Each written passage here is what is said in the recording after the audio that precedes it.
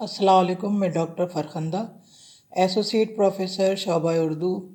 میں نے اس سے قبل BA پارٹ فرسٹ کے لیے ایک مضمون سچ اور جھوٹ کا رزم نامہ کے اقتباس کا خلاصہ کیا تھا، اور میں نے آپ کو بتایا تھا کہ یہ سبق مولانا محمد حسین آزاد نے نیرنگ خیال مولانا محمد حسین آزاد کی کتاب نیرنگ خیال سے لیا گیا ہے۔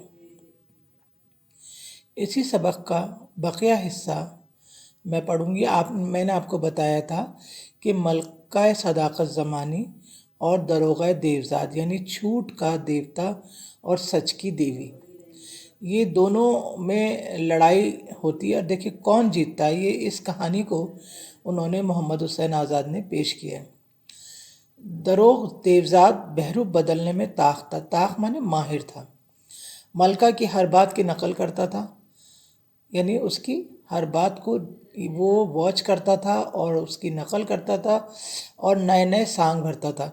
سانگ بھرنا مطلب آپ نے دیکھا ہوگا کہ لوگ باگ سانگ بھر بھر کے مانگتے پھرتے ہیں، اپنے چہرے پہ نئے نئے گیٹ اپ لگاتے ہیں، اس کو سانگ بھرنا کہتے ہیں۔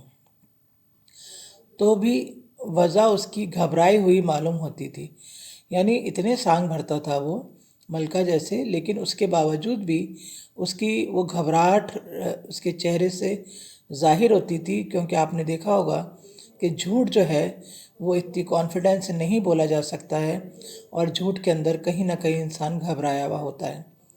دنیا کی ہوا اور ہوس ہزاروں رسالے اور پلٹنیں اس کے ساتھ لیے تھیں، یعنی دنیا کی ہوس اور دنیا کی چاہ، یہ اس کے رسالے کہتے ہیں، فوج کے جو پلاٹون ہوتی ہیں اس کو کہتے ہیں، پلٹنیں اس کے ساتھ لیے تھیں، یعنی اتنی خواہشیں، اتنی حسد دنیا کی، وہ اس کے ساتھ ہمیشہ چلتی تھیں۔ اور چونکہ یہ ان کی مدد کا محتاج تھا، اس لالچ کا مارا کمزور تابع داروں کی طرح ان کے حکم اٹھاتا، یعنی انسان جو ہے وہ لالچی ہوتا ہے، کمزور ہوتا ہے۔ تابع دار مانے حکم اٹھانے والے، حکم ماننے والے، کہ جو جھوٹ ہے وہ کس کا تابع دار ہے؟ لالچ کا، اور برائیوں کا، کمزوریوں کا، حسد، رشک، ان کا تابع دار ہوتا ہے۔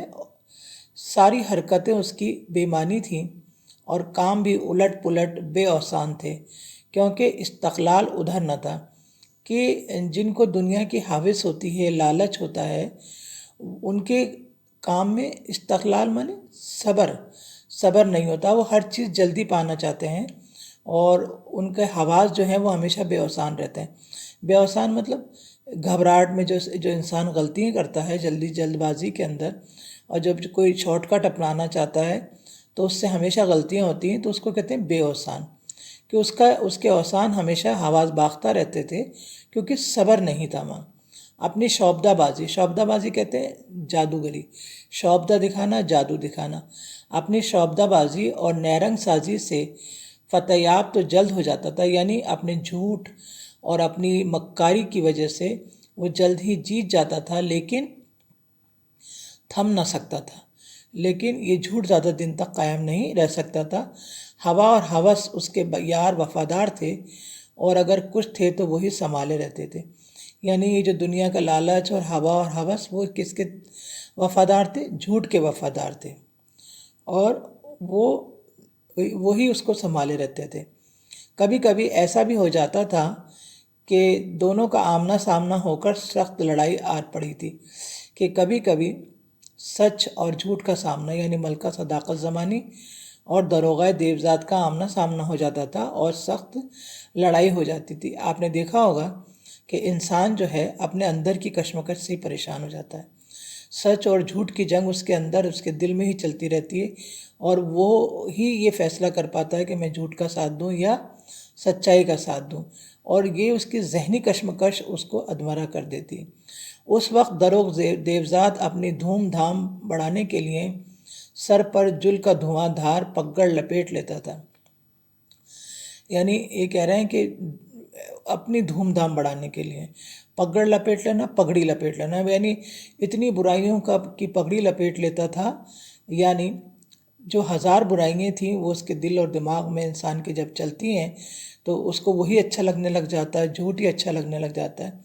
لاف و گزاف کا حکم دیتا تھا، لاف مانے جھوٹ، مکاری، اس کا حکم دیتا تھا کہ شیخی اور نمود کے ساتھ آگے جا کر غل مچانا شروع کر دو۔